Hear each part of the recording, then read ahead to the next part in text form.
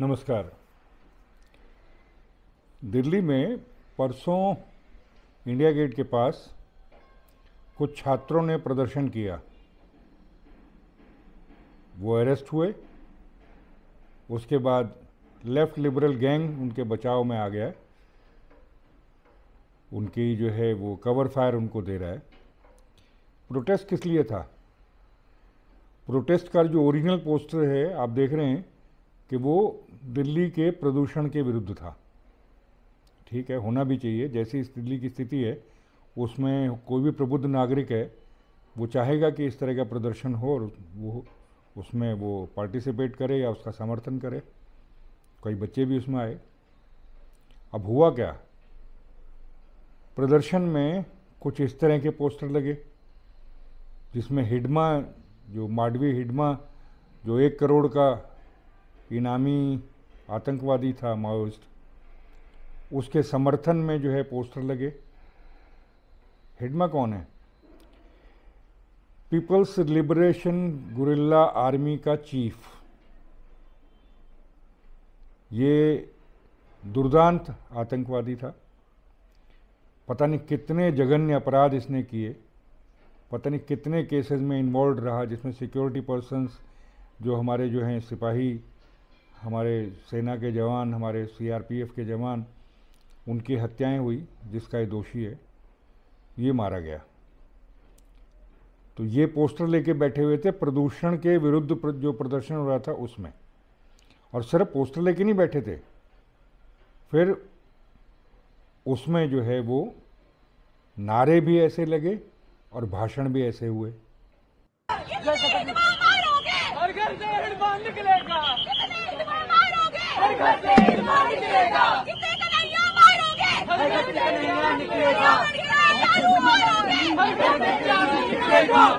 हिडमा को लाल सलाम, लाल सलाम, लाल सलाम। इसकी शक्ल को अमर है, अमर है, बाबे हिडमा अमर है, अमर है, अमर है। जनता चौरी की लड़ाई जिंदाबाद है कि इसका रीजन पीएलएस डेवलपमेंट मॉडल है, प्रॉफिट ड्रिवन डेवलपमेंट मॉडल है। ये जनता का डेवलपमेंट मॉडल नहीं है और हमको जनता का डेवलपमेंट मॉडल लाने की जरूरत है जो माओइस्ट बीजापुर में लेकर आए हैं, जो माओइस्ट बस्तर में लेकर आए हैं।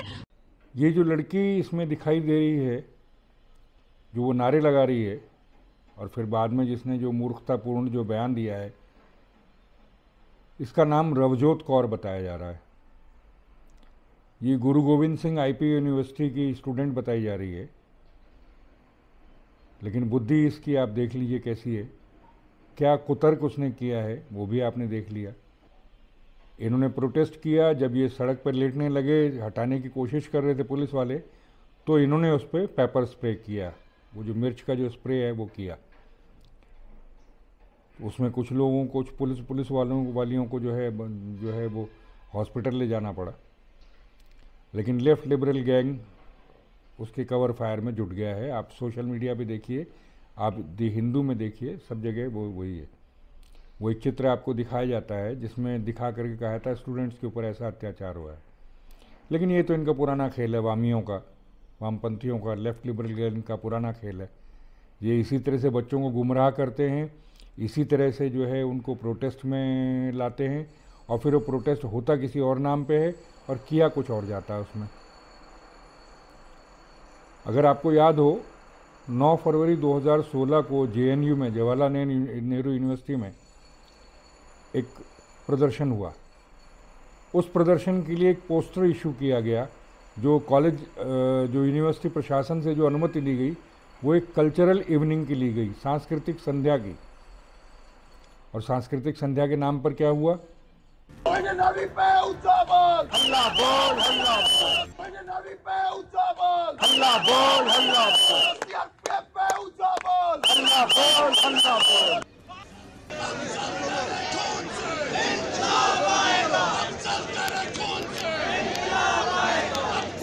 शर्मिंदा है, तेरे कातिल जिंदा है, हम शर्मिंदा है, तेरे कातिल जिंदा है। भारत तेरे टुकड़े होंगे, इंशाअल्लाह, इंशाअल्लाह। भारत तेरे टुकड़े होंगे, इंशाअल्लाह। तो अफजल की हत्या नहीं सहेंगे, नहीं सहेंगे, नहीं सहेंगे। कितने अफजल मारोगे? The right to self-determination, long live! Long live! Long live! Program is basically about against the occupation of Kashmir by the Indians. ये जो इस तरह के छात्रों के प्रदर्शन हैं, इनके पीछे जो है बड़ा शातिर दिमाग लगा हुआ रहता है। इसमें शामिल हैं वो लोग जिनको हम आमतौर पे अर्बन नक्सल्स के नाम पे जानते हैं। जेएनयू की फैकल्टी में बहुत सारे ऐसे लोग हैं जिनको सरकार आज तक कुछ नहीं कर पाई। दिल्ली यूनिवर्सिटी की फैकल्टी में ऐसे लोग हैं जिनको सरकार कुछ नहीं कर पाई। जादवपुर यूनिवर्सिटी में भी इसी तरह से नज़र आया कि वहाँ भी फैकल्टी इसमें शामिल है। तो ये अर्बन नक्सल्स जो हैं वो पीछे से इनको जो है बौद्धिक कवर फायर देते हैं। अखबारों में लिखेंगे आर्टिकल, सोशल मीडिया पे वो करेंगे। इन बच्चों को आगे कर दिया जाता है। इन बच्चों को कुछ लालच दिए जाते हैं, जैसे आपका मार्क्स वगैरह का है कि भाई उनके नंबर वगैरह जो हैं, उनकी जो वो हैं अटेंडेंस में, उसमें रियायत मिल जाती है क्योंकि फैकल्टी खुद साथ दे रही है इनका। और फिर इनको जगह जगह स्कॉलरशिप जो हैं विदेशों में, उन लेफ्ट रेबलर गैंग के जो इंस्टीट्यूशंस हैं वहाँ से इनको स्कॉलरशिप मिलती है और उसके लालच में ये बच्चे जो है उनके साथ शामिल होते हैं और फिर धीरे धीरे इनका जो है ब्रेन वॉश किया जाता है और फिर ये कम्प्लीटली उसी सिस्टम का हिस्सा हो जाते हैं। तो ये एक ऐसा विशेष सर्कल है जिससे सबको अपने बच्चों को बचाना चाहिए। देखिए जेएनयू में जो हुआ, जेएनयू में जो टुकड़े टुकड़े गैंग का जो प्रदर्शन हुआ, उसमें उमर खालिद वगैरह जो हैं, कन्हैया लाल वगैरह शामिल थे। कन्हैया लाल तो चले गए अब राहुल गांधी की शरण में, जाना ही था, वो एक्सट्रीम लेफ्ट हुए पड़े हैं आजकल। और उमर खालिद वो अभी बंद है।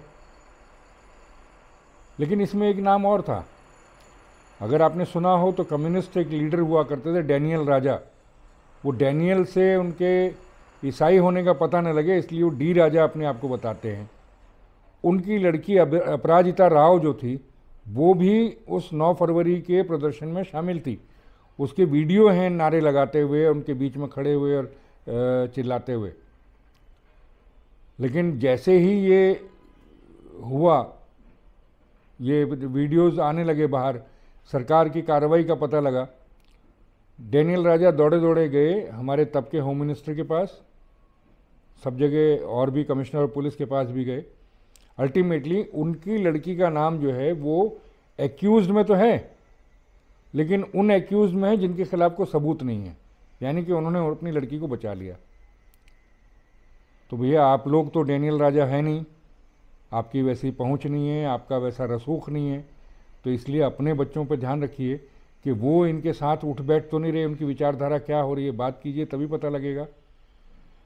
सरकार तो 11 साल से एक ही है जो इनके विरुद्ध बात तो करती है पर करती कुछ नहीं है।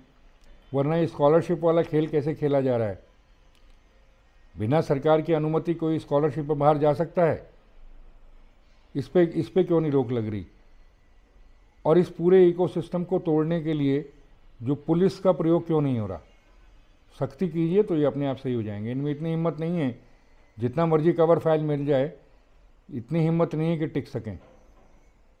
लेकिन फिर भी मूलतः जिम्मेदारी, और ये वीडियो आज का मैं बना रहा हूँ, वो उन पेरेंट्स के लिए जिनके बच्चे इस उम्र के हैं।